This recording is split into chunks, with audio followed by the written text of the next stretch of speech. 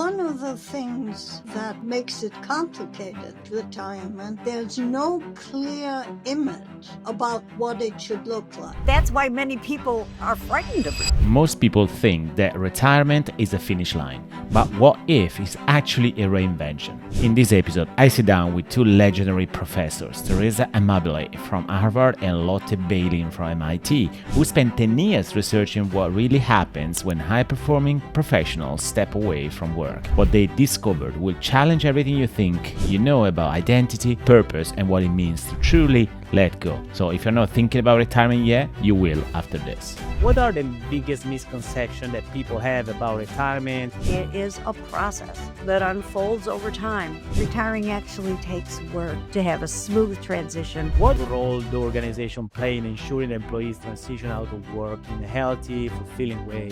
We saw many interesting and very wonderful programs by the company for retirees. Experienced workers have a lot to offer. Everyone did in their own unique. Hi everyone and welcome back to a new episode of the World Class Leaders. Today I'm so excited to have with us Teresa Amabile and Lotte Bailyn that have written an amazing book called Retiring. So creating a life that works for you. And that's to me super relevant for most of you guys that are listening or watching the episode, because not necessarily because you are already retired or maybe you're not even planning to retire yet, but it's good to have a conversation about what does it mean retiring, in 2025. So that's the episode that we're going to have. And let me introduce the two guests. Teresa is the S.L. Bryan Ford Professor Emerita at Harvard Business School and the co-author of The Progress Principle, so using small wins to ignite joy, engagement, and creativity at work. And Lotte Bailyn is a T. Wilson Professor Emerita at MIT's Sloan School of Management and the author of Breaking the Mold, so redesigning work for productive and satisfied lives. So thank you both for being with me today on the show. It's a pleasure to be here. Amazing. And by the way, it's the first time that we have a 3-person episode. So that's the kind of experience. And I'm sure that will be interactive, engaging with the audience. So let me start maybe with you, Teresa. And let me start asking, both of you, as I said, your book describes retirement as a bridge rather than a destination, right? And I think that in itself, that is already sort of an interesting mindset shift, right? When people think about retirement. But what are the biggest misconceptions that people have about retirement? And how does your research challenge those ideas? And of course, I did not say, you came up with the book through a very extensive research. So I'm sure that you're going to go through this. So Teresa, would you like to kick this off? Yeah, I'd love to, Andrea. Let me just say a couple of words at the start about our research. We spent 10 years doing research on what the psychological and social and relational and life structuring issues are in retiring. And we did that primarily by interviewing 120 people, 14 of whom we followed across their whole retirement transition, from before they stopped working, before they retired, through the transition, and up to several years into their retirement life. So we have breadth in having interviewed 120 people and real depth in looking over 6, 7 years even at a person's experiences as they were going through the retirement transition. And we had also some survey data from these same individuals. So a lot of quantitative data and much, much more qualitative data, these stories of what was going on in their lives. We found a number of misconceptions about retiring. And the first one is really what you started out with. A misconception that many people have is that retiring is something that happens on one day, that it happens on the day you retire. And that's really not the case at all. We found in our data that it is a process that unfolds over time. And it can start months, possibly even years before the actual retirement date, depending on the individual. And it can extend for months or years after the retirement date. So it is a process. Another common misconception is that preparing for retirement is all about finances. Of course, financial planning, financial preparation is very important. Starting from early in the career, ideally, an individual will be saving for retirement. But that is so far from all it takes to prepare well for retiring. There are many, many other things that need to be done, and I'm sure we're going to be getting into that in this conversation. And, another big misconception we found is that it's easy, that retiring is easy.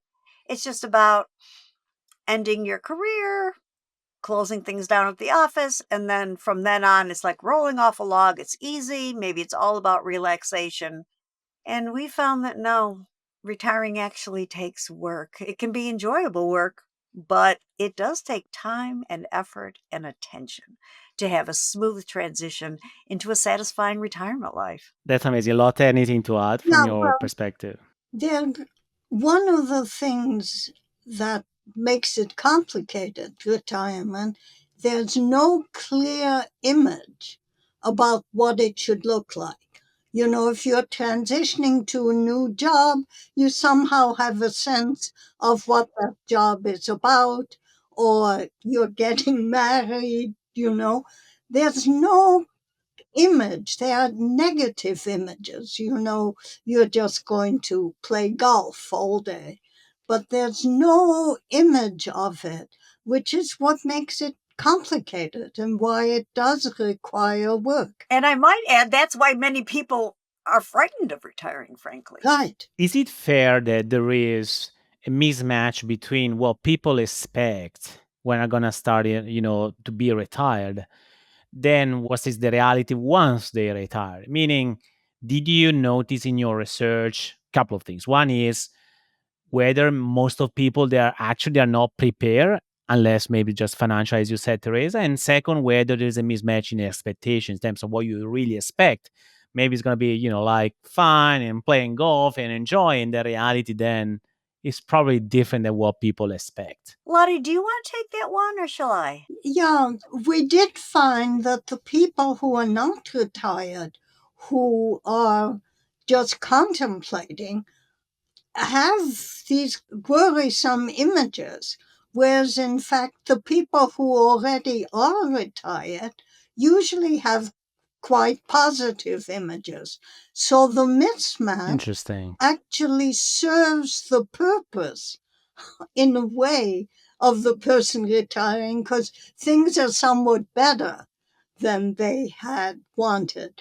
But I Interesting. must say, we certainly hope that our book would allow people to have a better match between what's ahead and what's actually probably going to come. I'd like to add something to that excellent answer that Lotte just gave. It really is her answer is based in our data. I would say that mismatch can serve people well in that they will feel better after retiring than their fears might suggest beforehand. However, it doesn't serve people well when it leads them to fear retiring so much that they don't retire. Even if they have the financial means. And we did have people in our study who had the financial means to retire and could have retired years earlier financially, but just were holding on. Sometimes it felt like they were holding on for dear life by their fingernails because they didn't want to take the leap into that unknown. And as Lotte said, we don't have a lot of positive images in our cultures of what it means to be retired or what it can mean to be retired. And I think in that sense, it doesn't serve people well. In fact, Lotte interviewed one person in our study. We call her Irene. That's not her real name. Lotte must have interviewed her, I think, maybe 6, 7, even 8 times over a period of years. Irene went back and forth on her retirement decision for 4 years. She Interesting. would decide to retire and then she'd back off. She'd get afraid and she'd back off and say, well, maybe next year. And she kept asking herself, because there were other things she wanted to do and work wasn't quite so much fun anymore. But she kept asking herself, well, why don't you just retire? And then she had an insight one day. She said, people do respect you while you're still working. And after, Mm. maybe not so much. So for her, there was this identity issue that she was having trouble getting over. That identity of being a successful career woman was very important to her, it turned out. And once she had that insight, would you say, Lottie, at that point, she began to realize, okay, I can have the courage to make this change. I don't have to be so attached to that previous identity And anymore. then she was perfectly happy from day one of retirement and never looked back. Interesting, because that's exactly what I thought. When you, Teresa, you were saying about the fear of the unknown, which I think is fair. I mean, it's a fair for everybody. I mean, we are not designed as human beings to be so courageous and to take risk, Yeah. as we take other things in life, which is normal because that's how our brain works. But then I was actually thinking about, well, but there is more to that. It's not just about fear. It's sort of anchoring to your past life, is feeling alive, is self-expression, is you mentioned about, status or respect. So there are so many different elements, I would say, and I'm sure that's the case that you found in your research. They are contributing to the fact of people postponing the decision to make the leap, which I think is certainly fair. Lot, I'm coming to you for the next question. So let's talk a little bit more about the book, right? So your book outlines 4 key tasks of retiring, right? So deciding when and how to retire, detaching from work, building a provisional life structure, and consolidating a stable life structure. Okay. Could you share how these steps came to light in your research and why they are so critical to the process? In other words, how did you create this framework and why it matters? It's really interesting because the research started, we made sort of two teams, a team that was looking into life structure and a team that was looking into identity. And then later on, we had a team on relationships. And what the teams did is go through our 14 in depth people, all their interviews, hundreds and hundreds of pages of transcript, all their quantity, their whole data, and try to begin to make some sense in terms of these categories. And the notion, the 4 tasks, came out of the life structure team as they were sort of coding the life structure elements of those 14 people. They saw some real common things that each had to deal with. They had to decide when to retire. That's not, especially since there's no retirement age now. They had to, in some way, deal with their involvement with work, which has really for decades structured their whole life. They always knew where to go on what day and where not to go. There was a structure. They had to somehow deal with that and the involvement. And then I think probably the newest aspect is this notion of life structure, which is the organizations, the contexts, the people that they were involved in, and that had been dominated by work. And that's independent of whether they liked it or not. It just dominated the whole structure of their lives, and all of a sudden that's going to be gone. So the notion that you have to do some experimentation, some exploration to figure out what's going to replace that large work part of your life structure, and that eventually you'll settle into some routines around that. Down the road, those may have to change again. But so there was this notion that there are common tasks, but everyone did them in their own unique and different way. So that's really how this notion, the commonality of the tasks, which their order can change. I mean, one can do some exploring even before one's retired, and it can be go back and forth a little.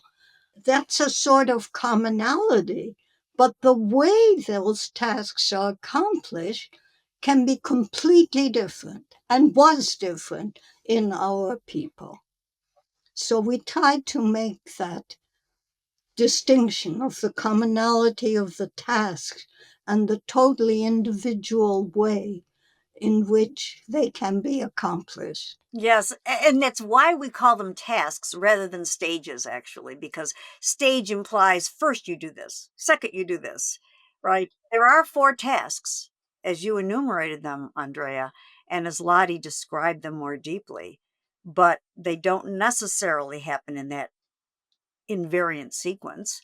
And sometimes people will go back to an earlier task. Sometimes people will be well into, their retirement life. They're exploring for and experimenting with new activities, new relationships, new places to spend their time, new commitments to make. But they may still be back on task, the second task, which is detaching psychologically from their work. They may still be working on that one. They may have thought they finished it, but then they find themselves, still psychologically attached to that working self in some way. And, we found, fortunately, I think, that there are many different paths to that satisfying retirement life. There is no one best way to retire. I don't know about Lottie, but secretly in my heart, when we were starting this research, I thought, ooh, maybe we'll discover a silver bullet. Maybe we'll discover, do these 5 things and you will absolutely have a satisfying retirement life. Well, guess what? No. And we did find some retirement transitions where people struggled, where it took them a long time, years sometimes, to get to a satisfying, consolidated retirement life structure. But we found many ways that it can go well. So, and I'm very curious to hear maybe some example, that can probably explain, probably the different spectrum, right? The two spectrum of what we're saying. People that, they immediately created the new structure or a new task, and other people that really suffer or struggle for many years. And before getting to some example, I'm interested to who you just said, Teresa, in terms of the detaching from work and recreating something different. And I know I want to go back to the identity because you would just, scratch the surface. And maybe it's related to the same question, but I'm very interested to understanding from a mindset standpoint, what did you learn from your research that allows some people compared to others to have a faster transition, a faster detachment from work? Because look, the people in the audience of this podcast, they are probably people they have been working for at least 20 years, 20, 25 years. And probably they have added 10 years in front of them, either by choice or by design or by default or whatever is the reason. So, and probably they're thinking right now, yeah, it sounds great, but I don't know who I'm going to be, without work. And again, we'll come back to the identity. But what did you learn about detaching, you know, from work? What can be done? And I appreciate the fact that there is no silver bullet, right? But can you share some insights, either you, Yeah, Teresa, or yeah, yeah. We asked a number of questions in these interviews. And in total, we did about 215 interviews, and over yeah. 100 of those were with the 14 that we followed across time. We asked a number of questions about identity. And one of them, we presented people with pairs of circles, and we said, okay, one circle represents you, the core of who you are as you see yourself, and the Mhm. other represents your work. For some people, those are very separate. And we had 2 circles, you and work, that were far apart. And that was A. And B they were a little bit closer, those circles, still not touching, a little bit closer. C, they were quite close, just touching. D, slight overlap. E, more overlap. F, complete overlap. So One single circle. you and your work are one and the same in your Mm. own mind. Mm.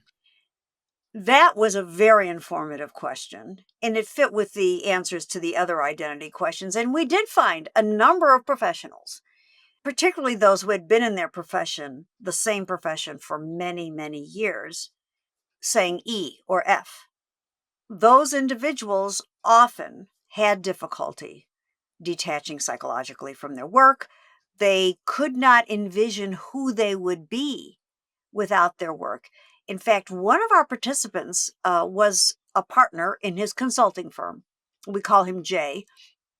And I interviewed him, I think, 10 times over a period of almost 7 years. Before he retired, Jay said to me that he wanted to retire to discover who he really was. So literally, he felt he had no identity outside of his work. He was courageous enough to say he wanted to discover that new identity, but clearly, as he talked about it, it was taking a lot of courage from him. So I think that courage is really the first thing that is necessary for a person to make that leap, to say, I am going to leave that work identity behind, or I'm going to transform that identity in some way.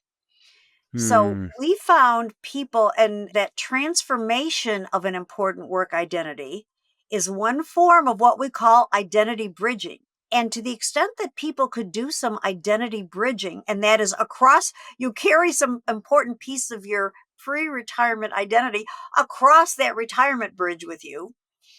To the extent that people could do that, they seem to have an easier time with the identity issues. And one form of identity bridging is what a person we call Victor did. He had been a high level leader in his tech firm, and that leader identity was very important to him. And he said, I am my work, before he Mm. retired. But he found a way to take that leader identity and reinvent it after he retired by taking on a leadership position in his church.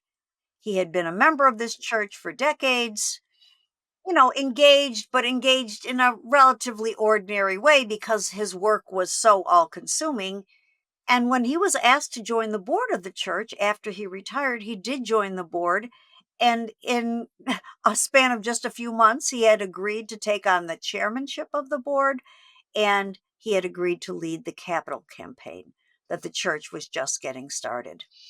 And that was extremely satisfying for him, a way of still working as a leader, but in a very new way. Yeah. Jay, who had been the partner in the consulting firm, found a different way of identity bridging.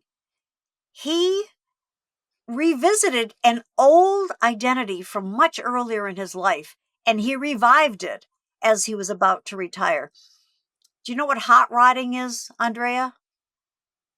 Okay, so it's a sport, a recreational activity. I think it's very big in the United States, which is to take a classic car of some kind, maybe a classic Chevy or something like that, Right. and customize it, make it look really Oh, I jazzy get it. and exciting. You Yeah. customize it, and then you participate with other people in hot rod rallies where they show off their cars to each other. They go on rides together and show off their cars to the world. And sometimes they race, sometimes there are hot rod races. Jay loved being a hot rodder when he was a teenager and in his 20s. But as his career started picking up steam and he married and he and his wife had kids, the hot rodding pursuit just fell away, of course. But it was still in him somewhere. He revived that identity as he was approaching retirement.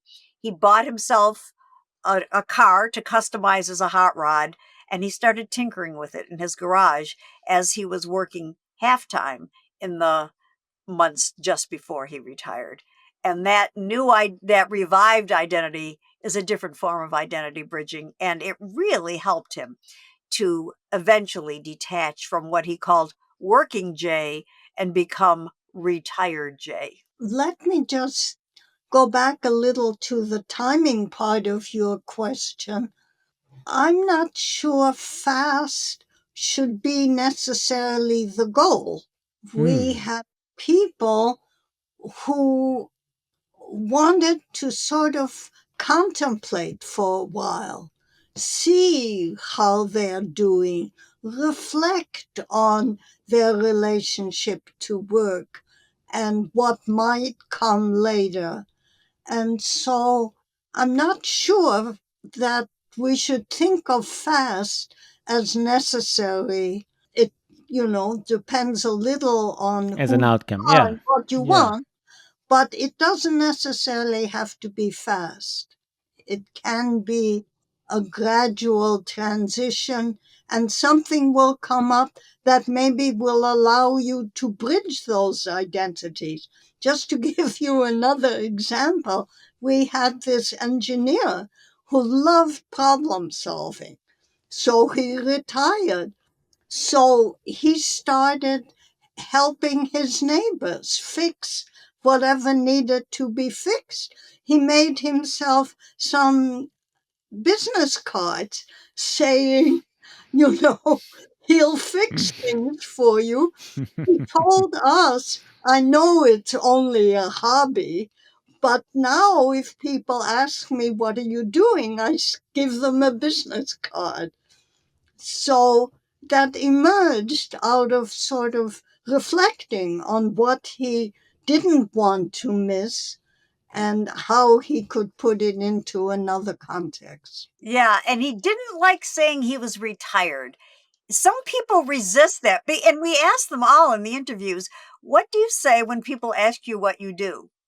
And some people say, oh, I tell them I'm retired or I'm a retired product manager or something like that. But other people, like this guy Lottie was just talking about, say, oh, I tell them I do home repairs. And he shows his business card. And, or they will say, well, I'm looking now for my next pursuit without saying that they're retired. And that's all right. That's why the subtitle of our book is Creating a Life That Works for You. If it feels right for you, that's what you need to go for. Yeah, such a brilliant last 10 minutes. I mean, it's been brilliant since the beginning, but particularly the last few minutes, I loved it because, you challenge some current thinking, Lotte, you said in terms of timing, but also current thinking about, so here's my takeaway. You said, Therese, about courage. I would say also an increased level of self-awareness and sense of discovery for yourself, which is not necessarily something that people do across their entire life, actually, because for a reason or another, they get into the next gig, whatever is the gig, from school to uni, and then maybe to uni to work, and then that's it, or the next employer, but not really thinking about themselves in that way. So that's one takeaway. And to me, it's very interesting because I'm not sure many people have the level of self discovery about themselves and what different identity can be created, because they might feel like I have only one identity, I need to stick with that. But I think to me is that's also part of my work. It's all about creating a new narrative for yourself. Nobody stop you to create a new narrative. If you don't like the current narrative, or the context where you're operating in requires a different narrative to be extremely successful. Something I did not say, that both of you have been introduced by Deborah Ancona, that has been on the show, and Deborah and myself, we discuss about ghosts, how your past identity impacts and affect your current life and your results and your leadership. And, Teresa, you remind me that the element about the past, how people, they bring their own sex and their identity and their stories years after year, sometimes in the leadership at work, and sometimes actually when they're about to retire. So to me, that was incredible valuable. And if we stay a little bit more into this identity part, Teresa, you really, we said, people struggle with question identity after leaving a career, and we just discussed about that. Did the research also uncover about, you just mentioned about this sense of purpose? So it's about creating a new purpose, and without a purpose you don't really feel like you are living the life that you want in your retirement age? Or the purpose is more like a buzzword, but the reality, you can find your way, your new identity, you can create your own new task and your structure, but you don't necessarily need to have a purpose as an individual. I'm really curious because we talk about purpose in life, any given phase of our life, but not necessarily maybe retiring. And maybe it's actually an element for living the life that you want at that time. So that's such an interesting question, Andrea, because there are some books that have come out in recent years on retiring that suggest you must have a higher purpose if you're going to be satisfied in retirement life. You must find some grand meaning for your retirement life, that phase of your life. And we discovered in our research that it's more complicated than that. I published a paper from this research with a colleague of ours. He's not a co-author on the book, but he was engaged in certain pieces of the research. His name is Jeff Steiner. He's now teaching at NYU in Abu Dhabi.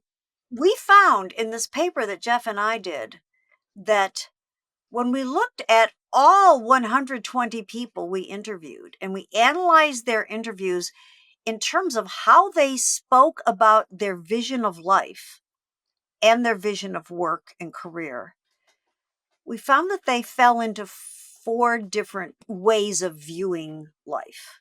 And one we call the bird's eye view, which is looking at life from a higher plane in terms of higher meaning and purpose, some sort of grand goal or theme to their life or this phase of their life, and looking at their overall life sort of as a book with different chapters, and each chapter has its theme, but there's maybe some underlying overall theme to the whole life.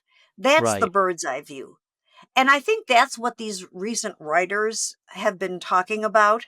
But not everyone has that view. We found something like a quarter of the people we interviewed at all different career stages, about a quarter had that view of life. Another quarter of the people, approximately, had what we call an on the ground view of life. And that's, I think, what you were kind of Yeah. describing, Andrea. It's really being grounded in day to day experience. That's how they find their meaning and purpose. It's not a grand overall goal of doing good for humanity or something like that, which is more the bird's eye view.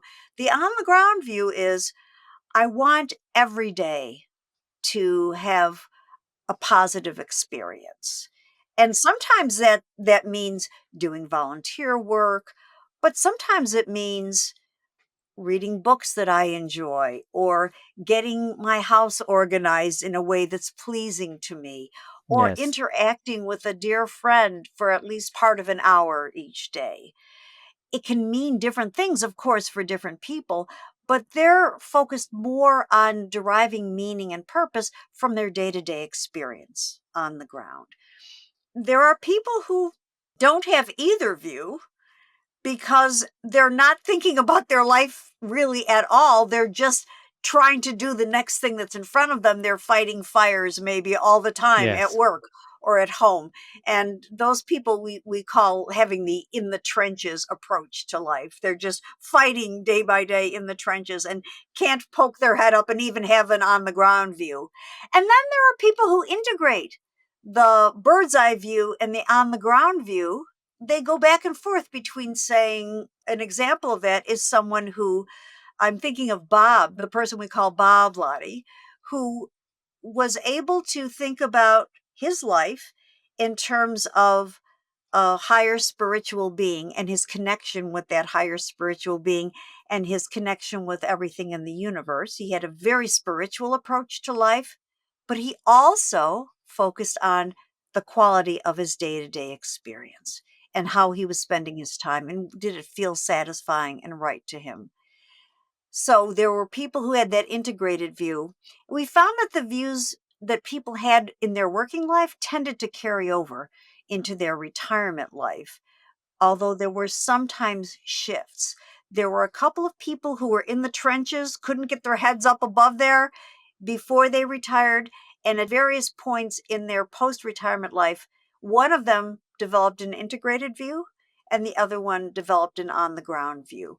So there can be change, but the basic point is not everyone has to have a higher calling to feel that they have meaning in their day to day life. That's And great. interestingly, we found that more people felt they should, in their retirement, have a higher meaning, give back to society, but then found that in the what actually was going on, it really felt fine to just pay attention to the everyday. Or they Yeah. may try for a while. We had one person who wanted to be a writer, and he wrote for a few months, but then he really wanted to travel, and then his writing didn't get published, and slowly he became quite very content with just the everyday aspects of his life. Yeah, makes sense. And again, it's a variety of situations, and I Yes. appreciate the raise of the different views. And talking about variety of situations, Lotte, I'm coming to you about the importance of relationships. You've written in the book how much is important, both personal and professional, during the transition. And I know that is relevant for everybody, the relationship that we have with the family members, friends, and also colleagues to support us or not support us, going through the transition. So what has been the major finding about, how relationship impact how people really are able to transition in a positive way for them? Well, over and beyond the fact that, human relationships are important for everybody, it turns out you have to manage them to a certain extent. When you retire, the people around you have expectations about you. Expectations, what your quote, newly free time means for them. So you have a child who wants you to babysit for the grandchildren. And we had an example of that. The Irene, whom Teresa already mentioned, her daughter was just tickled when her mother retired. Desperate to have to start from the day one so she can actually offload her child. Exactly. And Irene realized that she loves her grandchildren, loves to be with them and babysit, but there are other things she wants to do. So she had to manage that. Or your neighbor thinks you've got free time, let's have coffee every morning, but you want to say right every morning. So there has to be a management. And I suppose the most complicated, or I don't mean that in a negative sense, is the live in partner, the spouse, that relationship. That relationship has been based on a set structure for about, I don't know, 3, 4, maybe 5 decades of where people are when you're together, when you're private. That's all upended when one or both retire. And that can be quite a shock. We had a wonderful example of a couple, both of whom worked. The man left very early in the morning, the woman left later. The man retires, the woman continues to work, and he decides now that he has this time, he wants to help her as much as he can. So he brings her breakfast in bed. She says, "Not on your life. That was her private time after she left in the morning." So, if this notion of the structure at home isn't somehow confronted, it can lead to complications. But if you confront it and deal with it, we had one wife who told her retiring husband, he's got to be out of the house 3 hours a day. And that fit well with the fact he wanted a little job anyway to spend a few hours. So, relationships, of course, you can't live well, certainly not well without them. And the loneliness we keep hearing about. But in retirement, there is a management issue of you have to be aware of what expectations both you have and your the other people in your relationship network have of you. And it's just as well to be aware of that so you're able to confront it. I don't mean in a conflictual sense, but just be able to engage that issue to make it satisfactory for everybody. Let me just add, in addition to managing the existing relationships and how they will change going forward after retirement, we found a number of people using retirement as a time to deepen existing relationships, often with the spouse, the life partner, often with their children. I'm thinking of Anne, the person that we call Anne, who had 2 teenage children at the time. She retired at a relatively young age. And part of the reason she wanted to retire was that both of her teenagers were in different ways struggling, and she wanted to be able to devote more time to them in those precious final years that they were going to be in the house before they went off to college. And she did succeed in really deepening her relationship with both of those children. And that was extremely important to her and made her feel very fulfilled, even though she had been very attached to her career. And we also found multiple instances. In fact, I would say the majority of people after retirement did build new relationships. They developed new relationships, often through new activities they engaged in. Yeah. Irene, for example, joined an art class because she had always been interested in developing skill as an artist, which she did. But maybe to her surprise, she ended up developing some kind of nice friendships in that art class as well. Yeah, and that reminds me, by the way, my mother. So my mother retired, and after that, she was a teacher, and as many teachers, I think, not necessarily professor your caliber, and at big universities, but she tend to have their inner circle inside of the school, essentially, because that's your environment, and maybe friends coming from kids, and typical sort of relationship. When she retired, actually, she created a completely new identity for herself, and she became a president of the one of the biggest association in town, and she's traveling and meeting, and actually she became like a glue, gelling people from different countries and different areas. So she can make contacts of people, and she wasn't like this at all before. So I think that is a good example how you can develop and creating new relationships too. One comment I have, Lotte, to your point about manage expectation, I wonder whether there is an element, which by the way is a great segue to the final question about leadership. um, One of the things I noticed and I find in leadership environment in organization is that expectations are not clear most of the time. So managers, they don't really clarify what are the real expectations they have with their people, and their people don't ask what are the real expectations of their work.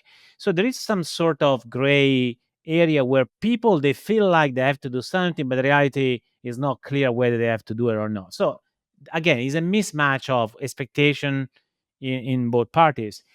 And your point remind me that maybe, and maybe something that is in your book, of course, but maybe we should be much more clear and open and transparent about what are the expectations that we have as a family member, right? I think that's exactly right.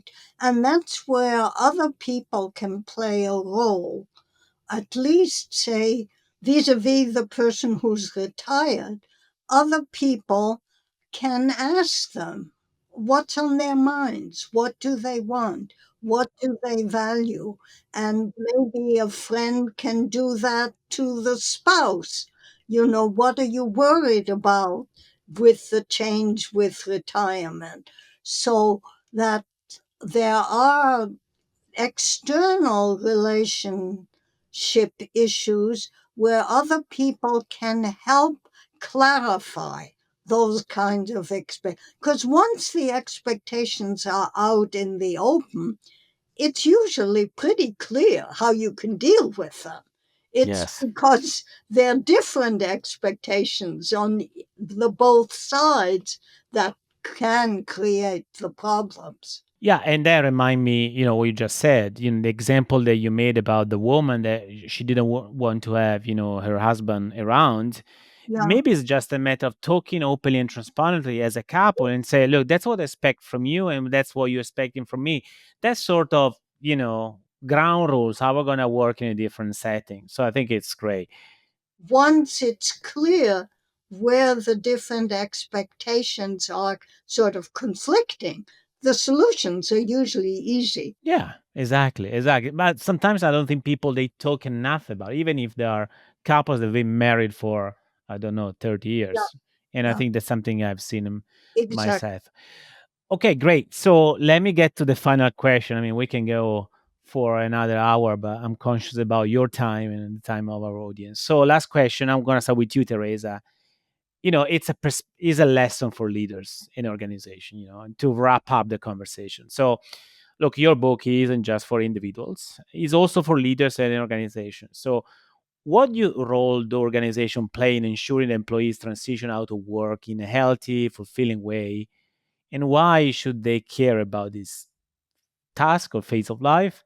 So because we discuss a lot about individuals in private setting, but what's the role of companies, employers in that transition? At the most basic level, we believe, I think I can speak for all of my co authors here, we believe that organizations should care about people because if they don't, the people won't care about the organization and they will Yeah. care less about their work. Yes. So that's just kind of ground rule number one. It's also important for organizations to care about this phase of life as people are beginning to think about retiring and transitioning into retirement because older, experienced workers have a lot to offer to the organization, even up until their last day. And I think organizations need to fight against an all too common mindset, which is that older workers are expendable. And that is absolutely not the case.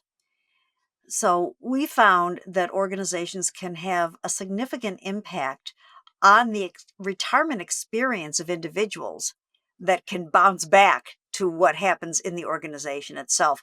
For example, before retirement, we found, and this is from our quantitative data, that people who are more satisfied in retirement life had more creative assignments in their final years of work.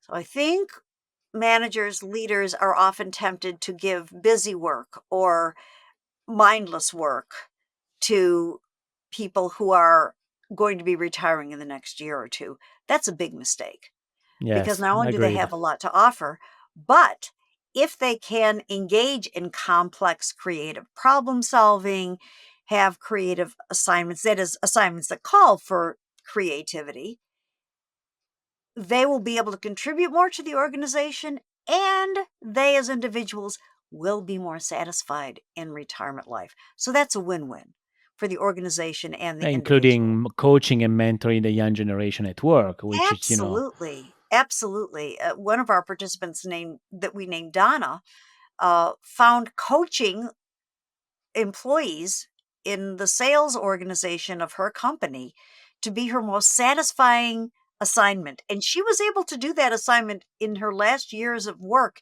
And she literally felt that that was where she found her calling. And she was highly valued for what she was able to contribute in that way. In fact, she started a little solo consulting business to yeah, continue doing some coaching yeah, in the outside world after she retired. The other thing that many organizations don't realize, in fact, most organizations don't realize as important, is that preparation of employees for retirement should go way beyond the financial seminars that many companies offer. And that's great. Those financial seminars are helpful. But people need so much more. They need seminars, they need programs on things like these identity issues, the relationship issues, the life restructuring issues, which you can often start to pave the way for years before you retire to make things better in your retirement life.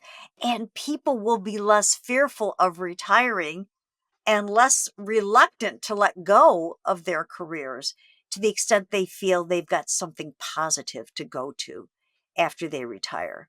And as people are transitioning, one of the organizations where we recruited participants had a wonderful transition to retirement program where professionals in many jobs could sign a contract to retire in 18 months. Again, Lottie said there is no mandatory retirement age. We recognize that's true in the United States.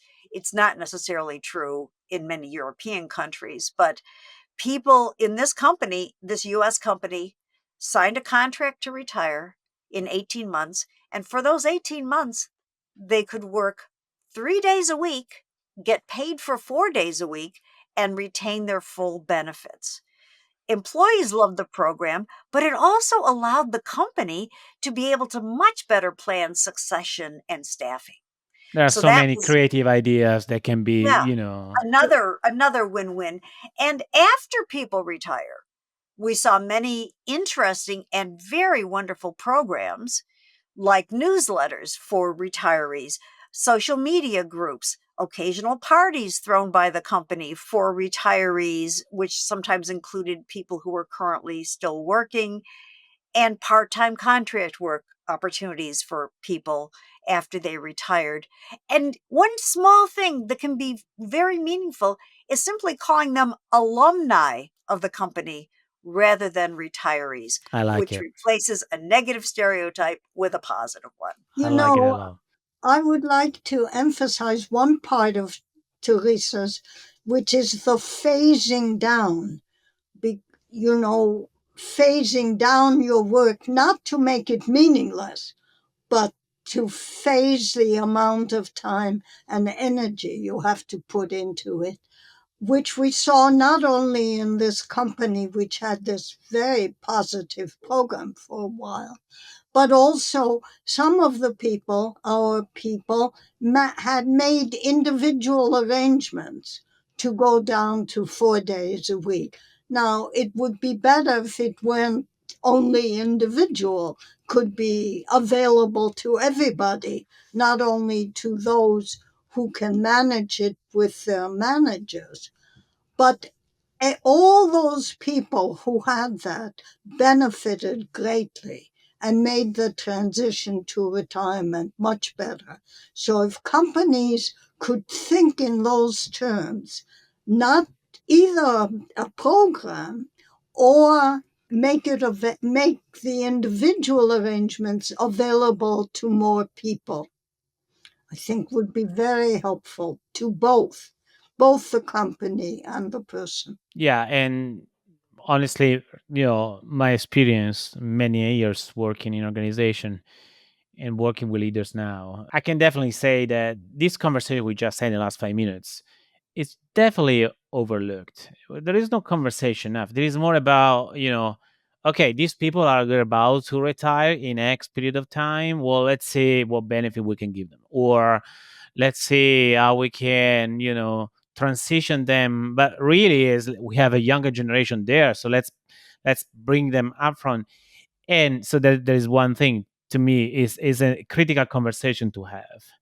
And the second part, I think, is to your point, Therese. I mean, we did not have the time, and that's not the time, and that's not probably even the space. But you also trigger the conversation about age and aging, and what does it mean in an organization? Because that is still a big bias, whether we say it or not. There is a still bias for people that are aging in organizations, and that sometimes is clear. Some most of the time is subtle, but it's present, very, very present. I don't know in the US, but definitely here in Europe, this is a niche that we feel. It's Uh, probably worse in the US. Okay, well, let's not talk about this because that's for another day, for another episode. But that's definitely something. Look, I really want to thank you both because it's been such an amazing conversation. So I had a big expectation, and you met my expectation because the conversation was so rich and deep and amazing. I'm sure so many people will really appreciate, the time that we spent together because you gave so many highlights. But also there is a book. So either you, Teresa or Lotte, would you like to tell the audience where they would need to go if they want to know more about the research, about the book, about yourself? Yeah, we have a website for the book, which gives a little bit more background into the research, bios on all 5 of us authors, and has ways that people can buy the book. The website is retiringbook.com. Very simply, one word, retiringbook.com. Great. And you are both on LinkedIn. I don't know how much you're active, but people that want to connect, they will probably use that. Yes, we are both active on LinkedIn. Fantastic. Well, thank you so much, both of you, for spending time with me. I really appreciate it. So it was an amazing conversation. It was Thank you. delightful. Thank Yeah. you, Andrea.